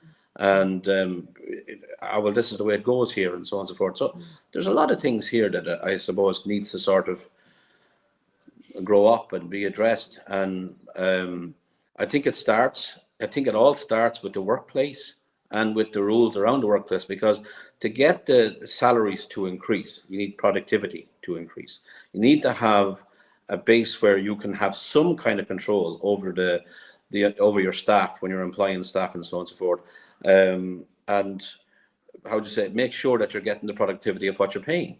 And if you're getting the productivity of what you're paying, you don't mind paying more. If the results are coming out that the company is doing better, the employees will do better. And I think that's what needs to happen. And I think then the government can get involved with regards given incentives to hire people, basically get people off the dole or off the social system and so on. But what I found here, people are quite happy to get fired after 2 years. Seriously, they're quite happy. Really? Yeah. Can you fire me? And I've got this. Can you fire me, and my wife will green receipt you for my salary, and I can get the social security for as long as I can? And my answer is no. I'll fire you, okay, no problem. But and I'll pay the compensation, because what you're doing is against the grain of how I go. But it's quite common here, you know. Amazing. I'm keeping you gentlemen past 10 o'clock here, but these are important things, and I will segment this, I think, as another invitation to the government to come and have a listen, or get to the likes of Bobby and Doc round the table. We humbly commend ourselves as immigrants, foreigners, expats with good ideas. And we'd love to talk to you, Portuguese government, and humbly put these ideas forward. A few dad jokes then to what's the word? Lighten the mood. Lighten the mood and change the palette. But also a situation vacant and an offer here. We've got David Durham asking the doc if we can come and fix your internet. And you do have a fantastic situation vacant, don't you, Bobby? I mean, that people say there's no work in Portugal, but you've got a fantastic opportunity, I think, with your team. Yeah, we're looking for a new sales development manager, basically to take on. We've quite a wide spread of what we do, and building is only one of them. We also have a large amount of properties in Portugal to sell, and we're looking for someone to develop a new sales team that can deal with all our international clients that we have at the moment and all our properties. So what we have, I suppose, is very unique in the market, is in that we have the assets to sell and we have the buyers to sell them to. But we want to build a team up around that, and we have a fantastic package for the qualifying candidate to basically do it. And we're looking to recruit such a person now, and then basically that person will build a new team around themselves, if you like, with the assets that we already have. But also we're very well connected with a lot of other developers and a lot of sales companies within Portugal as well. We're looking to hire a top end sales business development manager. I think Doc's twitched slightly there at that opportunity as well. It's a good one. It's a great opportunity. I can do sales, but I don't have the experience. And where do you see yourself in 5 years' time, Doc? No, you don't have to answer that. But it's a fantastic opportunity. What's the best way to get in touch with you, Bobby? People can get in touch through the websites, or drop us a line here and we'll put you in touch. Sales at uhp.pt, or my own email is bobby@yourhomeportugal, and that's yourhomeportugal.com. But on our website, etc., you have all the contact details, phone numbers, and so on as well. Yes. We're looking for. We have had a couple of candidates. I just posted on LinkedIn yesterday or the day before yesterday, and I got a couple of candidates already. But from experience, I'm going to make sure that we get the right guy, or the right woman or person. Someone's already, Well said. because we said he, I'm after getting hammered already. Yes, I saw that. Yeah. I didn't write that, by the way. So Oh, but you still got the heat for it. There that you go. was a lady who wrote that. Yeah, really, that's fantastic. And I you're the just- boss. You take the heat. Yeah, but I got hammered for it, Jeff, because and then I tried to change it, and I'm not that technical. I couldn't change it. Oh, fantastic. It's so brilliant that a woman wrote that in the first place. It would have been a Portuguese translation, I would have thought, that put you in that difficulty, in that hot water. Brilliant to talk to you both. I always enjoy having you both on the screen. Excellent conversation this morning. So some dad jokes then, as you say, probably to lighten the mood and let you go on your way. This morning, Siri said, "Don't call me Shirley." Apparently, I left my phone in airplane mode. That is quality. Well, I thought so anyway. This year's Fibonacci convention is going to be really special. Apparently, it's as big as the last two put together. Math joke there. And I'm Buzz Aldrin, second man to step on the moon. Kneel before me. See what he did there. Okay. All right, that's how it goes with dad jokes. Anyway, thank you both so much. Big round of applause to you both. All the best. And we look forward to seeing you on our screens again soon. Take care. Bye for now. Cheers. All right, fellas. We're going to have a bit of this. Now we're going to go into some Iberian FM phone-in. Okay, let's take it away. Oh, we've got your mate, Luis, tomorrow. Let's see what's hidden in Spain, Bobby. So we look forward to seeing him. But for now, we're going to do some Iberian FM phone-in.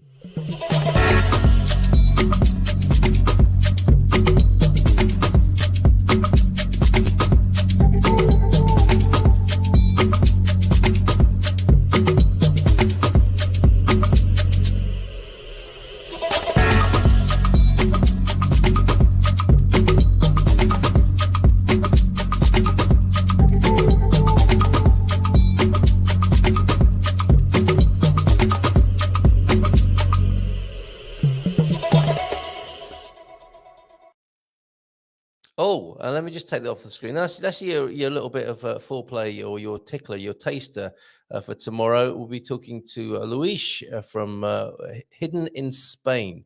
Looking forward to that. A friend and highly commended from Bobby O'Reilly, Luis, talking about some of the tourist trips that he does in Spain there. Very Iberian, of course, that tomorrow.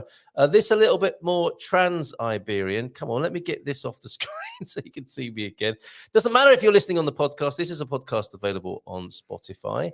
And do give us a call if you want to on 913-590-303 for today's topic, which is about this.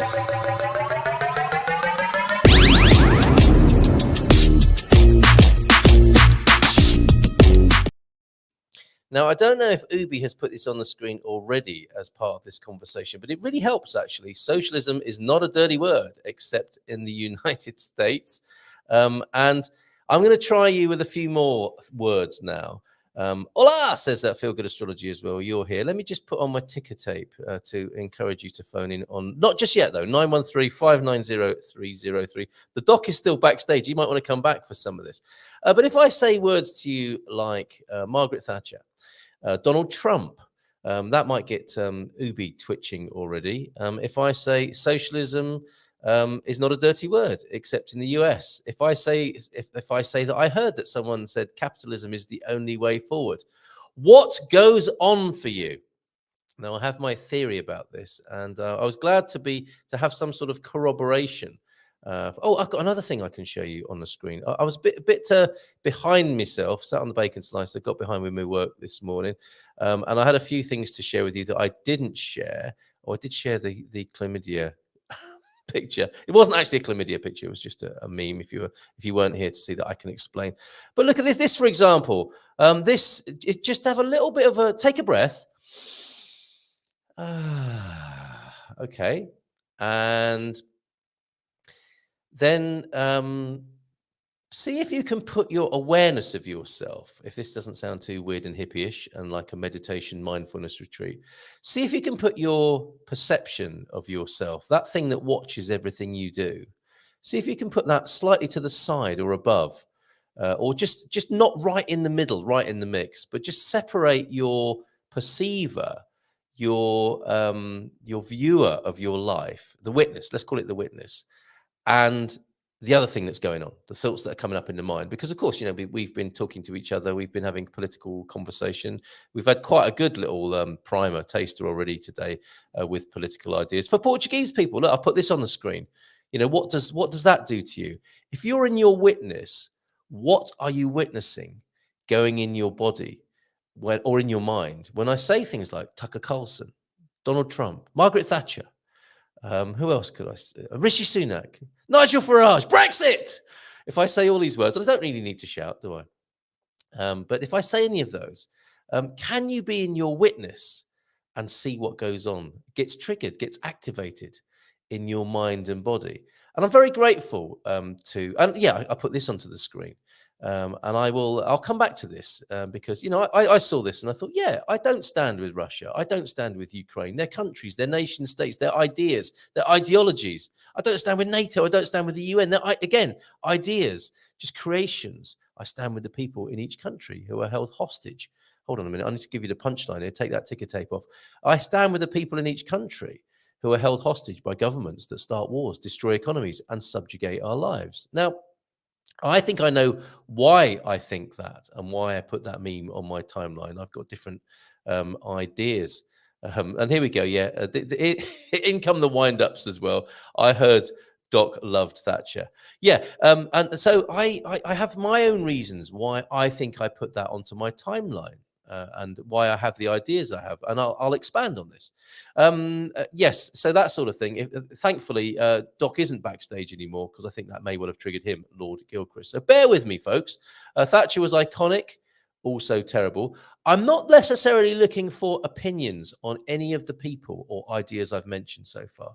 What I'm looking for, if you could keep your attention on yourself and not on your thoughts and opinions about these people, but what happened when I said socialism, capitalism, Donald Trump, Thatcher, Nigel Farage, Rishi Sunak, MAGA, Make America Great Again. What happens to you when I say these things?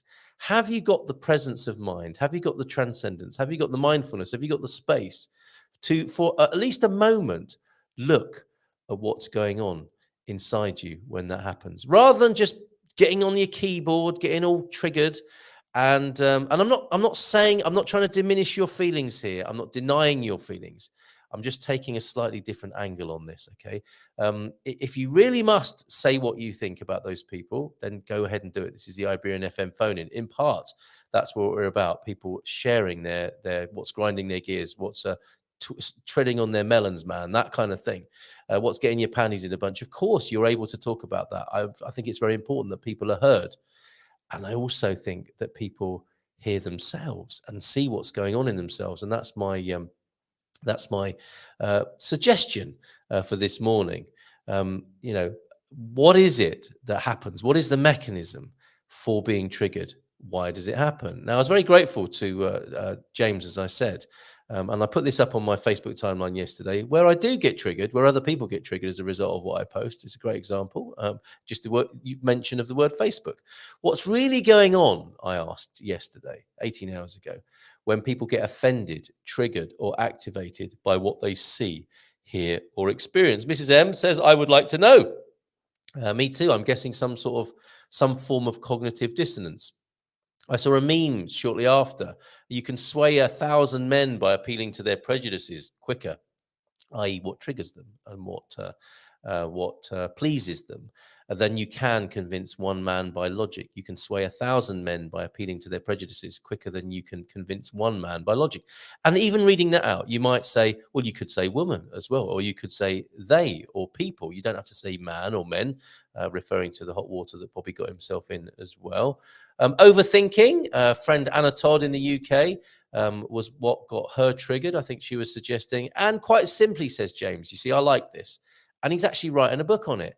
And I will pop this into the comments before I expand on this and give you my ideas. And I welcome yours on 913-590-303. Just make sure that's possible. And you can call in if you want. But please maybe wait until I've articulated my hypothesis.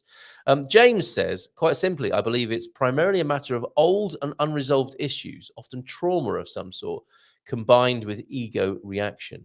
I'm actually working on a book about this. Okay, so let me put that into the comments.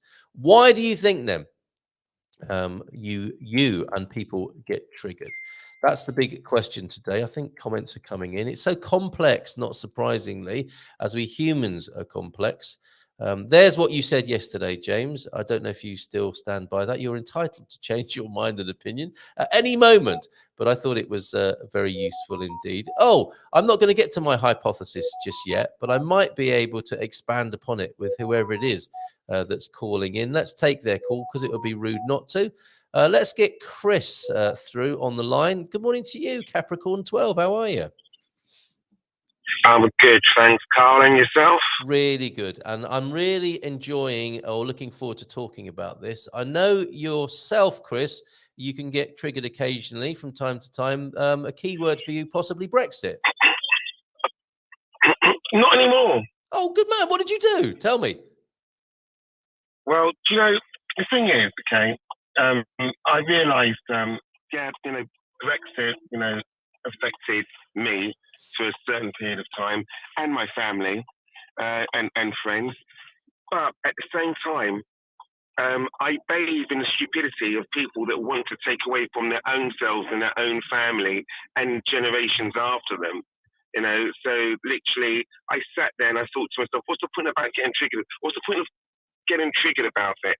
What's the point of me being exercised over it due to the fact that, you know, someone's tried to take something away from me, which I've circumnavigated and enabled myself to be back in the club again, so to speak. And also as well, getting triggered, it doesn't really help you. All it does is raise your blood pressure, affects your life expectancy. You know, so don't get me wrong, I still get triggered about things, but I try my hardest not to. I try to have that out of body experience. Very good. You know, because it's not just about being triggered about you know, where you start to get angry about things, and et cetera, et cetera. Some people get triggered about something for a split second, and then they go and commit an awful, heinous crime. Well said, you know, so it's about being able to control yourself. And I'm not preaching to people, so don't think I am. It's just, I suppose it's just a life journey that I've gone on, that I don't want to be the guy that's being triggered all the time. And, you know, people can sort of like wind me up and just watch me, you know, sort of like trot off down the road, you know, shouting and screaming about Brexiteers, etc. If you wanted Brexit and, you know, all the things that's ensued, well, that's on you. It's not on me. It's not my cross to bear. Oh, mate, thank you so much. And forgive me, because I committed a sin against you there, because I had you in my mind as the guy who got triggered about Brexit, because I once or twice saw that. And that's exactly how I greeted you. So forgive me for that, because I don't think that's fair or right. That is not a true friend, is it? Someone who has a prejudice about you or an idea about you, which you, as you have, given up long ago. And that's part of the problem here, isn't it? Is in some way, for our ego survival, we do have to put people in boxes. He's the guy who gets triggered by Brexit. He's the guy who triggers the guy about Brexit. And we don't give each other, we're not free to be in that, are we? And I'm really glad you called in. I'm so glad you made the comments you made about how it's not good for us to do that. And I also appreciate how you said you're not preaching, because it doesn't, because we can observe that getting triggered is not a good thing. It doesn't mean that we're going to make it go away, does it? It's still going to happen. I mean, presumably both you and I, if not about Brexit, I might get triggered about something else, but we might have learned a bit in the meantime and have a different response to it. What do you think about that? I think I think as you said, you read a quote about, if you appeal to people's prejudices, etc., they come with you a lot faster. And a lot of people have prejudices due to the fact that they're not educated enough on a certain aspect. They know 100% of 1% of something, whereas they don't know 100% of 100% or something. Does that make sense? It absolutely does. Yeah, absolutely. That would be a confirmation bias, wouldn't it? And those other things that we never knew about 10 or 20 years ago, unless we were a psychologist. But a lot of people seem to know these things now. Like, if I give you a simple example, you mentioned Diane Abbott earlier on in the show. Sorry, excuse me.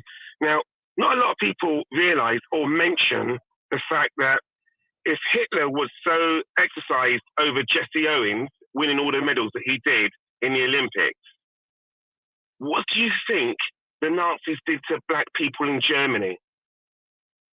A lot of people don't put the two together, that there were black people in Germany. There were a lot of black people in Germany. And a lot of those black people ended up being sterilized. They ended up being sent to the concentration camps. And they also ended up being gassed as well, amongst the Jewish people, amongst the gay people, amongst the Romani people, amongst the people who had special needs, etc., or disabilities. And if you notice, I used the word people with all of those. I didn't say blacks, Jews, gypsies, because they are all people. And, and literally, does that get me exercise? Or does it trigger me? It doesn't trigger me. It just makes me sit there and wonder, when will people begin to realize that we are all people?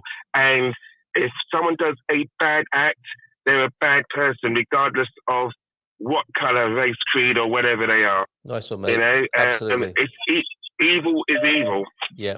I want to make a distinction here, and I really appreciate what you're saying there. Whoever that is calling, let me just finish with Chris here and just expand on the conversation a little bit. I know you're trying to call in, and I will stick around until we've got the calls answered, because, look, I've triggered Mrs. M. Tried calling in. Now I'm feeling triggered. Is it a call-in show or what? Want a coffee? Yes, please. Confusion, frustration, and sadness are what trigger people, says Aviva Ocean Dweller. I think she knows a thing or two about people's minds and how they work. What I'm picking up from what you said there, Chris, and I completely agree with it, is there is noticing something that is an injustice and acting accordingly, which actually can be quite a calm and powerful thing to do.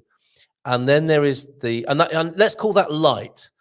And then there's heat, isn't there? Which is the same set of information that you just spoke about could have someone getting hot and triggered, and they get mad and they get angry, and quite understandably, because the things you spoke about, to use a particular example, are horrific things that human beings do to each other, and you could be completely understood for being angry about that. But my hypothesis with this on the difference between the heat and the light when it comes to being triggered, activated, or inspired, is that often I think the things people get triggered about are what James was talking about, the unresolved hurts and trauma of the past. And I would, to give some context to that, I think we've all got unresolved hurts, traumas, and difficulties from the past. And I would also add that part of our responsibility as a human being might be to deal with that. And we also live in a culture which doesn't necessarily encourage us to do so. You could argue that we live in a culture that is entirely powered by people's unresolved hurts, karma, trauma, activating one against another all day long. And our salvation might lie in seeing that and being free of it. And when I get triggered, for example, so I know that I put things on my timeline because of the unresolved stuff about being a kid who wasn't heard. And I can see myself doing it. I think, okay, I was told to shut up as a kid and be seen but not heard. Now I've got Facebook and I can say what I like. I've got a live stream and I can say what I like. And I can wind people up and I can get my own back against my parents. And I'm still behaving from the hurt that was delivered to me some 50 odd years ago.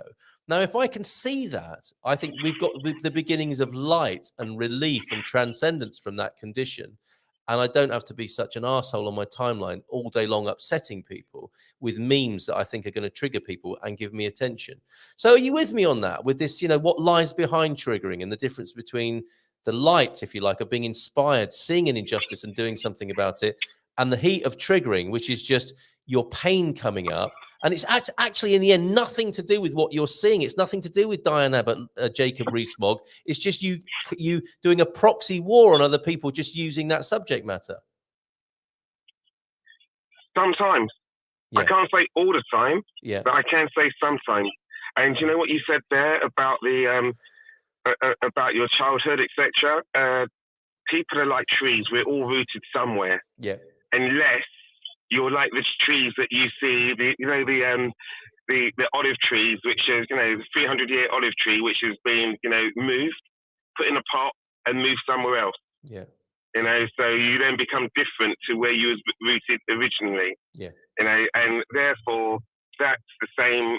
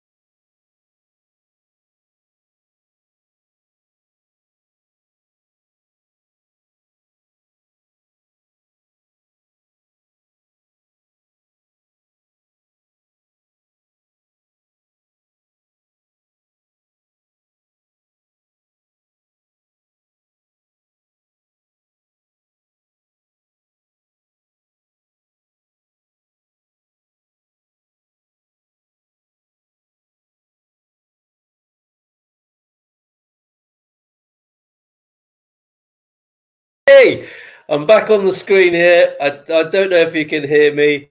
I've got Jesus behind me, and I'm proper triggered after all of that this morning. So let me just end the show there, and we'll be back again tomorrow morning. Sorry about that premature ending, but anyone who's been married to me has had to get used to that. Okay. Bye for now.